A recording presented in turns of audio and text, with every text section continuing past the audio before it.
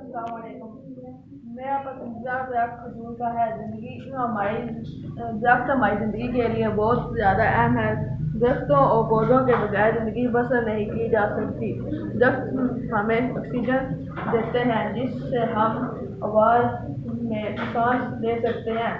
یہ درخت کاربن ڈائی آکسائڈ کو اپنے اندر کھینچ لیتے ہیں جو ہمارے لیے بہت نقصان دہ ہے۔ ویسے تو سب درخت کی اپنی اپنی اہمیت ہے، لیکن مجھے کھجور کا درخت پسند ہے کیونکہ مجھے کھجور بہت پسند ہے۔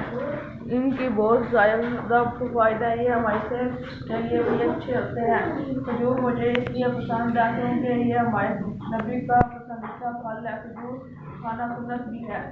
کھجور خون پیدا کرتی ہے اور جلد ہضم ہوتی ہے۔ دل، دماغ، جگر اور گردوں کو طاقت فراہم کرتی ہے۔ ہڈیوں کو مضبوط بناتی ہے۔ کینسر کے خطرے کو کم کرتی ہے۔